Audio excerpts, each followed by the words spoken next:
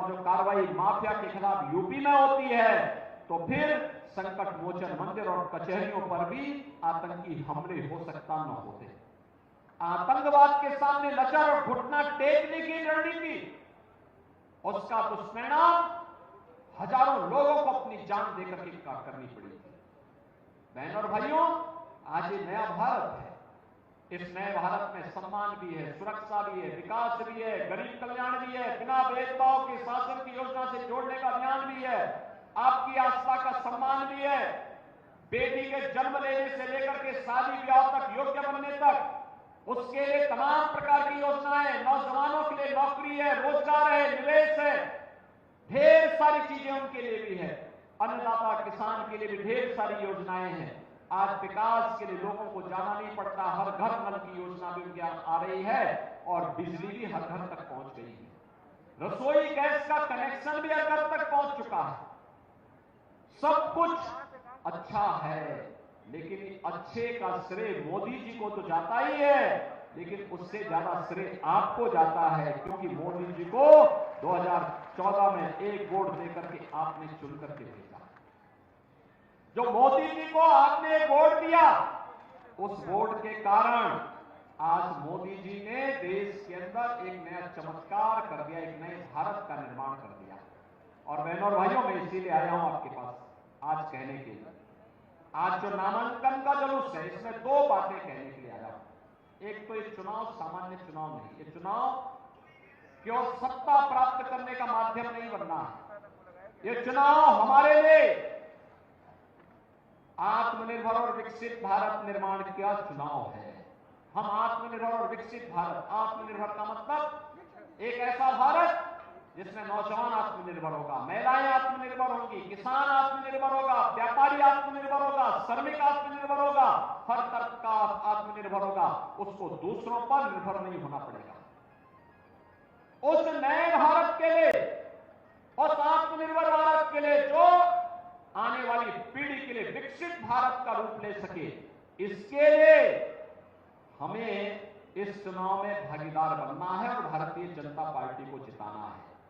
और दूसरा, बहन और भाइयों, एक तरफ विकसित भारत के लिए और दूसरा चुनाव के दौरान मैं आपसे कहने के लिए आया हूं, चुनाव के दौरान उम्मीद करना कि प्रत्याशी घर घर जाए, बहुत कठिन है जी, नहीं होता चुनाव के दौरान, क्योंकि एक संसदीय क्षेत्र में 2000 से अधिक गांव आते हैं, नगर निकाय अलग है, इसलिए घर घर नहीं जा पाएंगे। चुनाव के दौरान तो शक्ति केंद्र पर ही प्रत्याशी जाकर के जनता से अपील कर पाएगा। और इसलिए मैं कहूंगा, आप सबको मेरी तरफ से, मोदी जी की तरफ से और स्वयं रविकिशन बनना पड़ेगा। बनेंगे? बनेंगे? पीछे तक बोलो, पीछे तक आवाज आनी चाहिए भाई।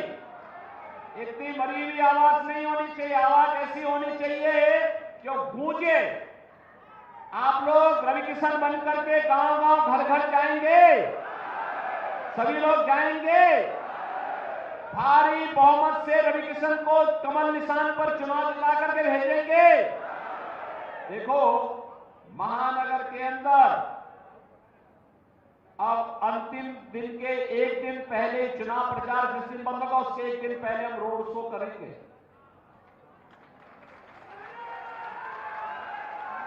इस दौरान मुझे पूरे प्रदेश भर में और देश के अन्य राज्यों में भी प्रचार करने के लिए जाना है, जिससे गोरखपुर का चुनाव आपके ऊपर एक छोड़ है। आए समझ में ना? आप लोग घर घर जाएंगे, एक एक मतदाता को इस बारे में अवगत कराएंगे कि भाई चुनाव जीतना है और भारी बहुमत से जीतना है। जीतना है ना? भारी बहुमत से, रिकॉर्ड बहुमत से। जितने वोट से गत चुनाव में श्री रविकिशन जीते थे, उससे दुगने वोट से आप जिता पाएंगे। जिम्मेदारी लेंगे, गारंटी लेंगे, तो सुरक्षा और सम्मान और विकास की गारंटी मोदी जी की है, उसको लागू करने की जिम्मेदारी हमारी है। आया ना समझ में? और बहनों और भाइयों, हम लोग इसको लागू करेंगे, इसलिए घर घर जाना है। मतदान के दिन पहले मतदान फिर जलपान के लक्ष्य को लेकर के अभी से लग जाना है, क्योंकि 21 दिन आपके लिए चुनाव प्रचार में लगे। 21 दिन आपको मिलेंगे। 21 दिन के चुनाव प्रचार में चुनाव को इतनी ऊंचाई तक पहुंचाना कि विपक्ष हताश और निराश हो जाए और मैदान छोड़ करके भागने के लिए मजबूर हो जाए। होगा ना? सभी लोग सहमत हैं?